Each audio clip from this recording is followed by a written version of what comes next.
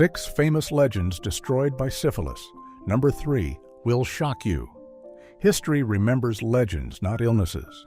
It remembers the brilliance of minds, the grandeur of empires, the triumphs on stage and screen. But history often forgets the quiet killers, the hidden diseases that destroyed some of the greatest figures of their times.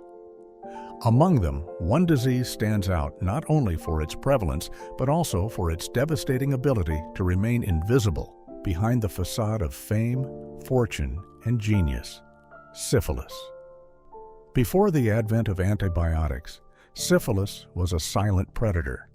It spared no one, from gangsters who ruled cities with an iron fist, to industrial tycoons reshaping aviation in Hollywood, to the most celebrated stars of theater and film, to literary geniuses whose words would define generations. This is the story of 6 historical legends: Al Capone, Howard Hughes, John Barrymore, Paul Muni, Oscar Wilde, and Edgar Allan Poe, whose lives and legacies were irreversibly altered and in some cases ended by syphilis.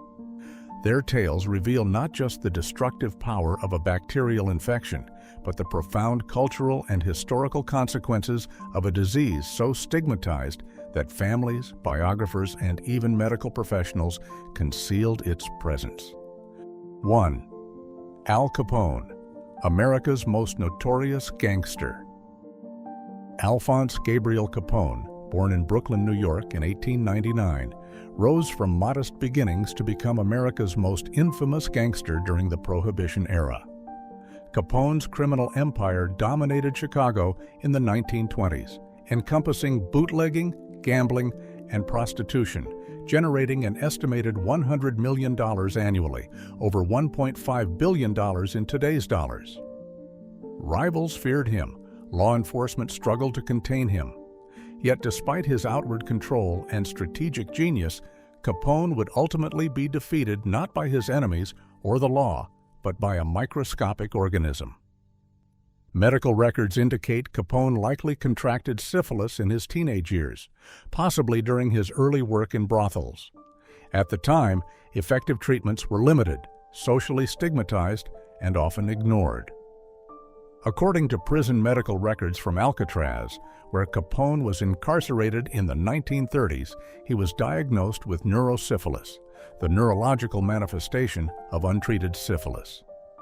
Symptoms of late-stage syphilis, paresis, memory loss, paranoia, delusions, were documented in his prison files. Capone received some treatment, but the disease had already caused irreversible damage. By the time of his release in 1939, Capone's cognitive abilities had deteriorated dramatically.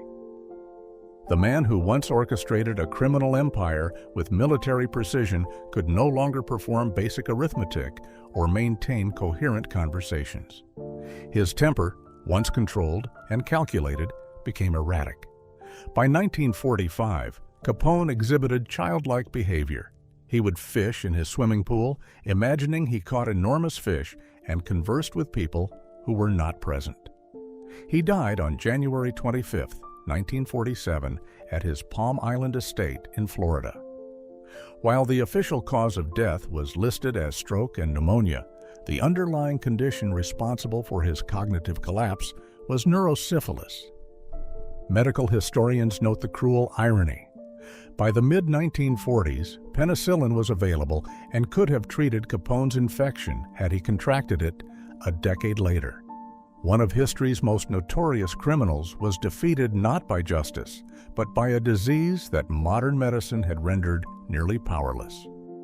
2. Howard Hughes, When Genius Becomes Madness. Howard Robard Hughes, born in 1905, was a billionaire industrialist, aviation pioneer, Hollywood producer, and technological innovator. Hughes's early years showcased relentless ambition, audacity, and creativity. His productions, such as Hell's Angels and The Outlaw, pushed cinematic boundaries, while his aviation records earned him global acclaim. Yet his final years presented a disturbing portrait of physical decline, obsessive-compulsive behaviors, and extreme paranoia. while mainstream accounts attribute Hughes' reclusiveness and eccentricities to psychological disorders. Mounting evidence suggests untreated syphilis as a significant contributing factor.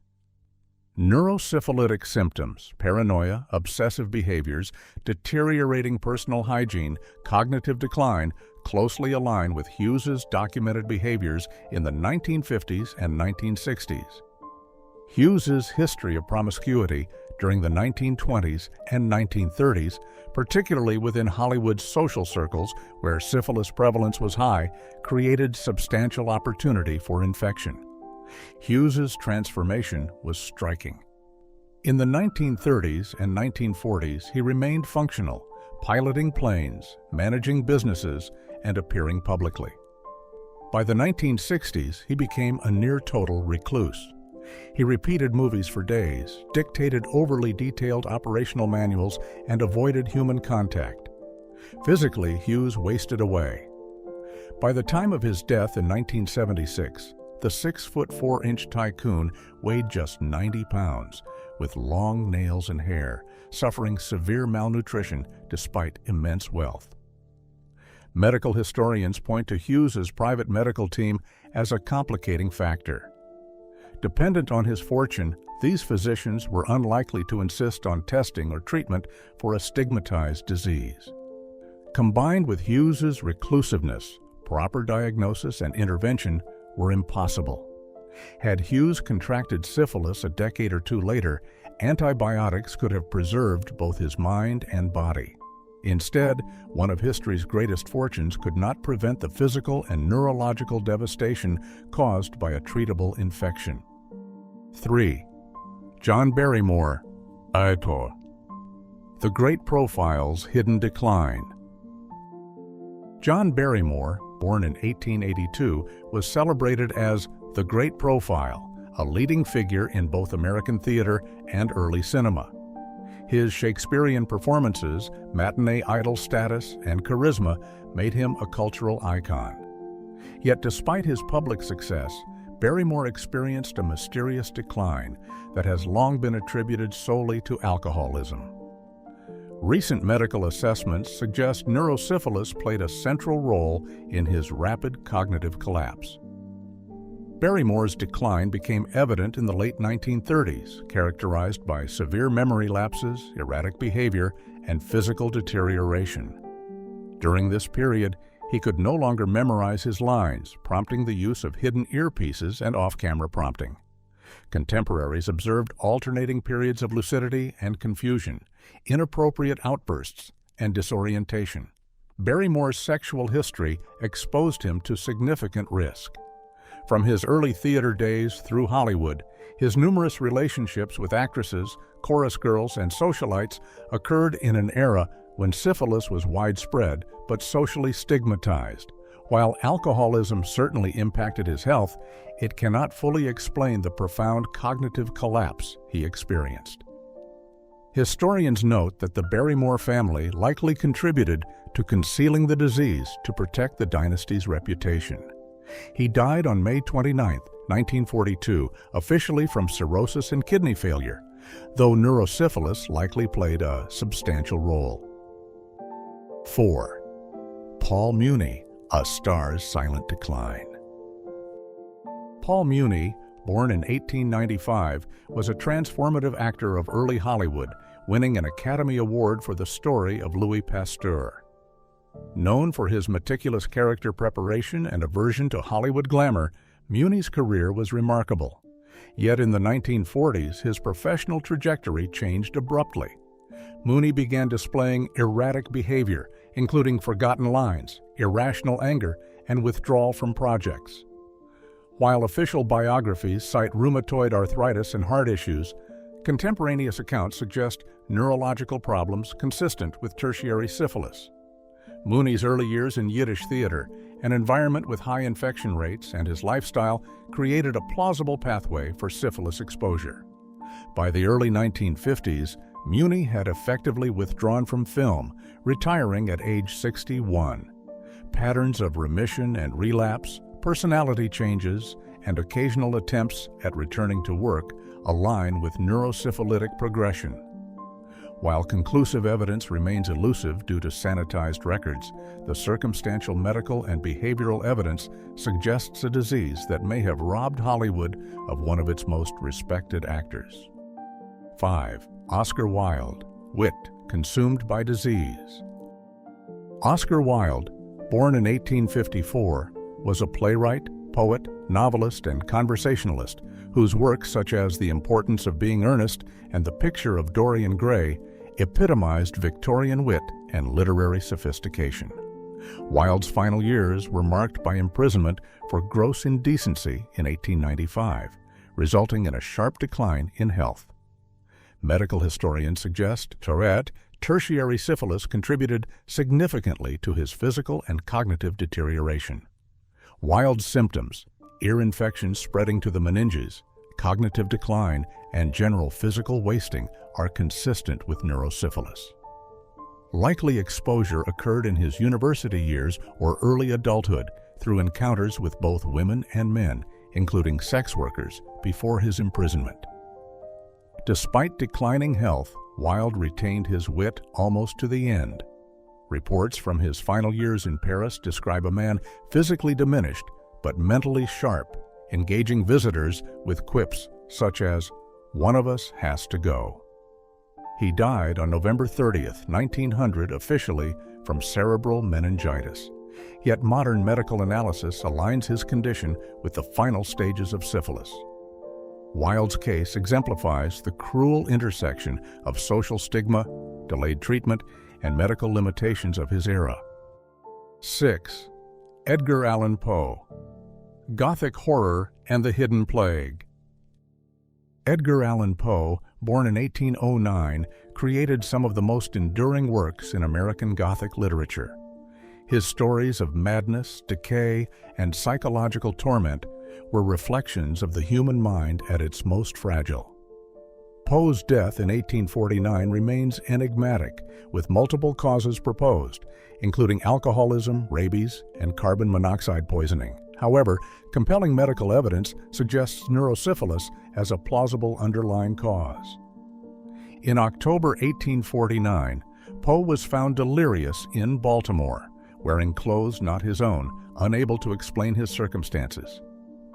He died after 4 days of confusion and hallucinations. Symptoms such as delirium, cognitive decline, hypersensitivity to alcohol, and erratic behavior are consistent with late-stage syphilis. Historical accounts suggest he may have contracted the disease during his time at the University of Virginia or brief military service, environments with high risk for infection.